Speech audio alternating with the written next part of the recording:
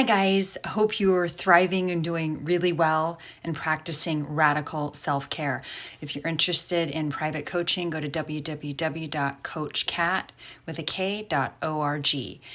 In this video, what I'm going to talk about today is some crazy making sort of communication techniques or strategies that narcissists might use. These are some phrases that they might use and some of their crazy making communication. I'm going to be referring to my notes, so forgive me when I avert my eyes. First thing to know is that narcissists tend to have the three E's, as Craig Malcolm from Harvard talks about, professor, expert in narcissism. He talks about the three E's: the entitlement, the impairment of empathy, and the exploitation. So they're very entitled. They have an addiction to feeling special. They're very entitled. They also engage in very exploitative behaviors. If they're coverts, they're very, very hidden about this exploitation. They use people to get their needs met. They use people for supply, for validation, for sex, for money, for things like this. And so empathy impairment, exploitation, and again, entitlement, this incredible addiction to being special. The rules do not apply to them. They are special, right? So because of that, their motivations when they're trying to communicate are very different than, say, neurotypicals or empaths or codependent empaths.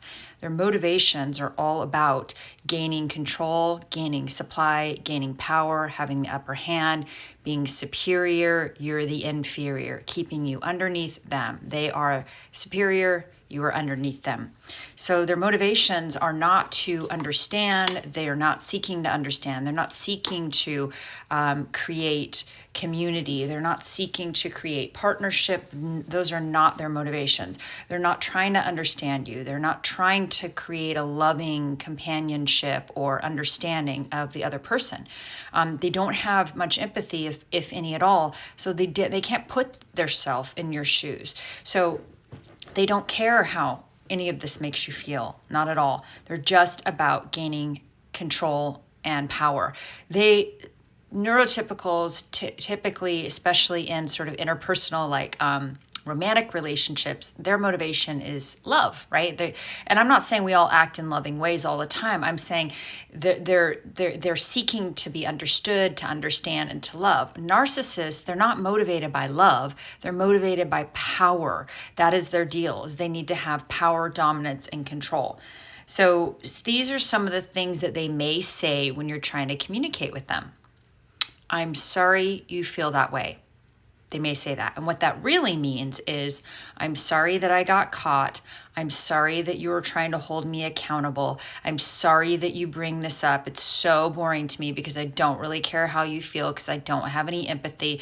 And I'm just sorry you're such a bother. I'm sorry that you are bothered by my behaviors and you're trying to hold me to task. That is not acceptable. I will never be accountable for my behaviors.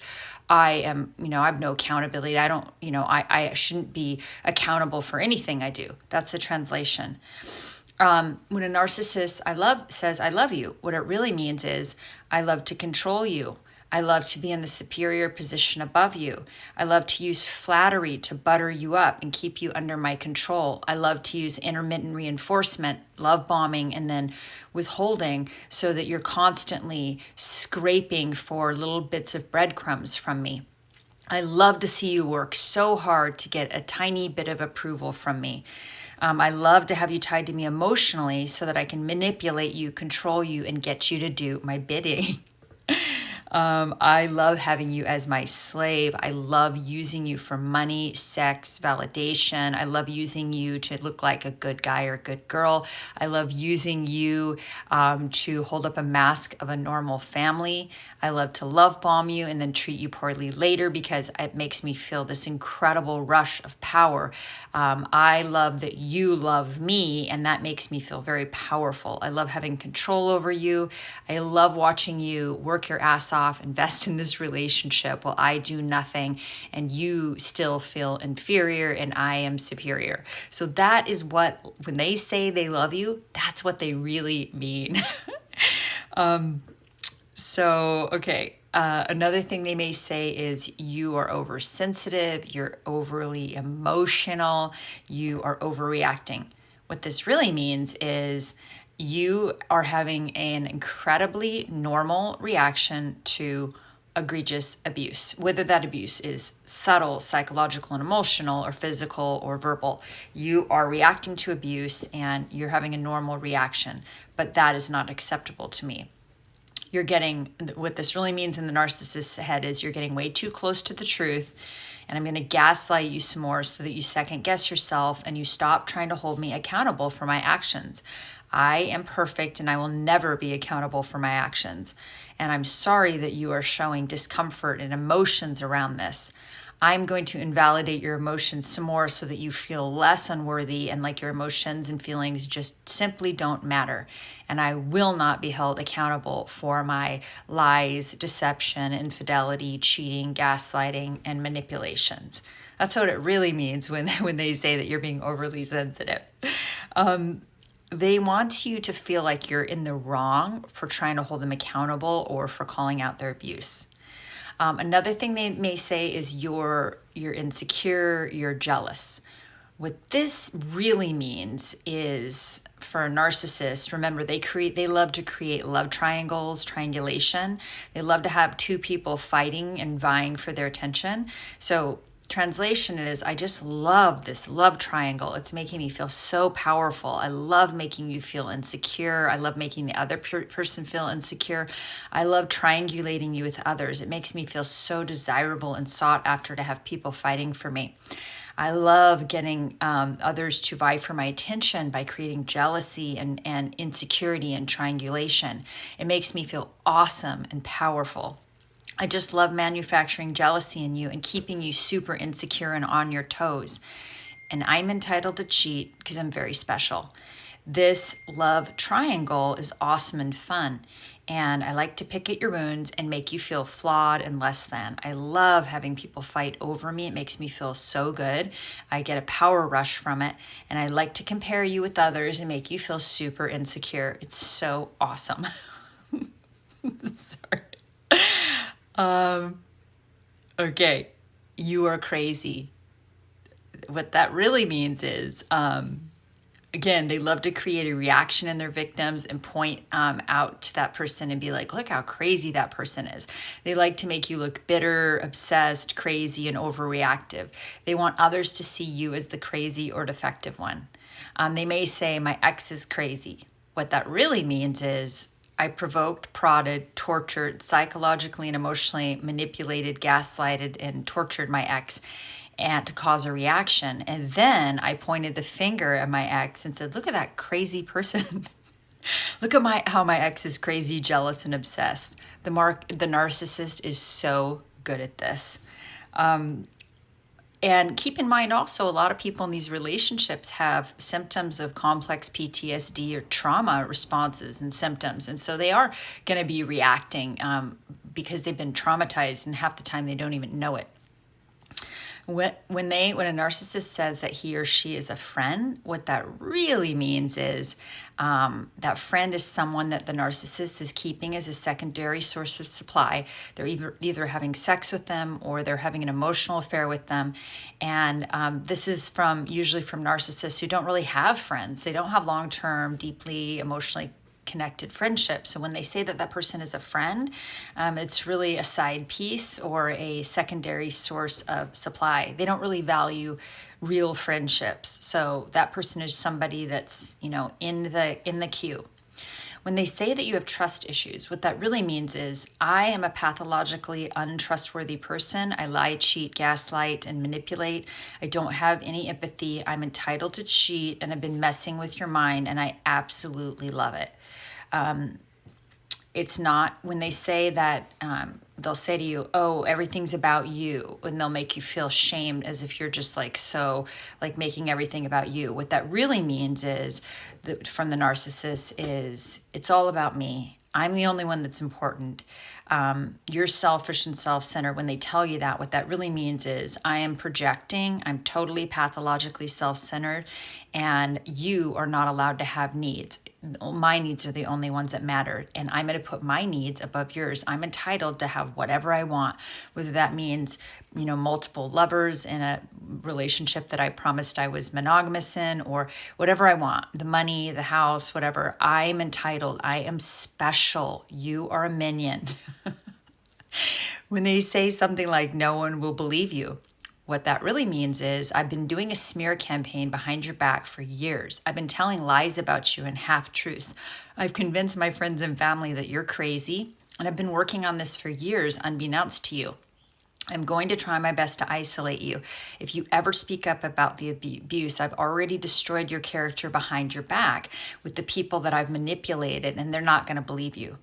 And that actually, sadly, is true for a lot of people. A lot of people do not realize there's a smear campaign going on, and their credibility has been, really manipulated by this narcissist. That's one of their strategies. I was really lucky in that I had hundreds of people that know me really well, and those people absolutely did not believe this abuser. And even our mutual friends that had been the narcissist friends in the beginning, the ones that knew us and spent a lot of time with both of us, knew that I was not the crazy one. But the family that he kept separate and the colleagues that he kept separate and compartmentalized, those people he's probably been doing a smear campaign for years that I had no idea about. If they say, here's some gaslighting techniques they're going to use. Gaslighting is the invalidation of your thoughts, feelings, and reality. They're going to make you question your own sanity or mental health. Malignant narcissists use this to undermine the perception of their victims.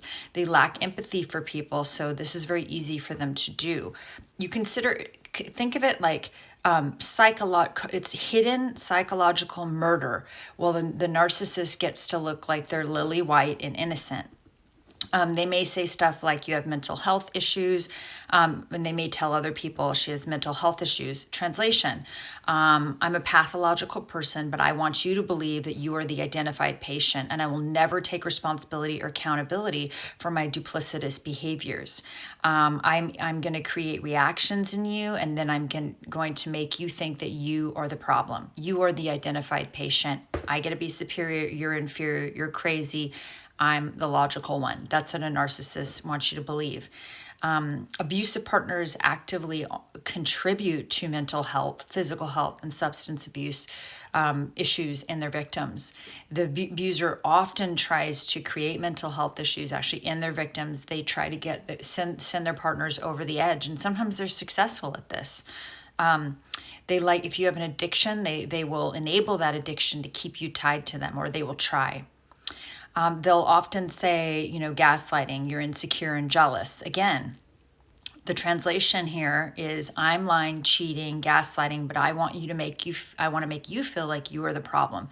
I want to make you feel unattractive, not good enough, insecure, on your toes, and flawed so that I can maintain my superiority over you. I enjoy planting seeds of insecurity and jealousy, and I love using triangulation. It helps me keep my power. The problem isn't my cheating behaviors. The problem is your inability to maintain your confidence in the midst of severe mind fuckery. Sorry. They will often label their victims as controlling, jealous, and insecure. If they may accuse you of ganging up on them or interrogating them. Translation, what this really means is I hide everything. I'm secretive, duplicitous. I play spy games, and I have a lot to hide. You don't get to question me about my cheating, lying, gaslighting. I'm entitled to do whatever I want, no matter the pain it causes, because I am special, and the rules do not apply to me, and I'm entitled to whatever I want. If they say that you're overreacting or oversensitive, again, translation, I don't like it when you call me out on my abuse or my bad behaviors. I want to make you feel crazy and defective because it makes me look like the normal one and you appear unhinged. It's also an opportunity for me to invalidate your feelings and gaslight you into thinking that you are overreacting and crazy. If they tell you that you don't let things go, translation is, I should be able to abuse you however you want, however I want, and then expect you to let it go and don't remind me of the ways in which I've abused you. Get over it already. And then if I abuse you again, then I want to be able to do that because I'm entitled, I'm special, and I get to do that. I'm special. Then they might also, another gaslighting tactic is they may say, they may have you question your reality. They will reinvent history. I never did that. I never said that. You're incorrect. Your memory is wrong. Your perception is wrong. That's not what happened. You didn't see what you saw. You didn't hear what you heard. That's not what I said. That's not how it happened. That is very common tactic of narcissists. They reinvent history. They absolutely will deny things that they said, even if you have it in writing. I mean, I have some stuff in writing that narcissists totally denied. Like, it's so crazy. But that is something that they will often do. So gaslighting, invalidating. So I just wanted to give you like a little perception of what the narcissist is really meaning when they say these certain things. But either way, anytime somebody is making you question your reality, question your sanity, you know what you said, you know what you did, you know what happened, and they're telling you that's not what happened. Your perception is wrong, you're off. I just really want you to hone into the truth, because I think the way to really avoid these relationships or to get out of them or to get the strength you need is to live in truth, live in reality, live in the truth. And, if you need to start writing these things down and documenting what they say, or recording what they say, of course, there's some states where that's not legal, so make sure you check on that. But it's very important that you get into reality and step out of the fantasy. Narc world, alternate reality is a world that you do not want to live in. And the more you start stepping into the truth, be a truth seeker, find the truth, stick to the truth. Do not, let them manipulate the truth. So hope this helps you guys. Hope you're thriving. Hope you're practicing radical self-care. I hope you're waking up and meditating, doing some prayer, getting some exercise, drinking 8 glasses of water a day, and really taking care of yourself. So have a wonderful day. Thanks so much. Bye-bye.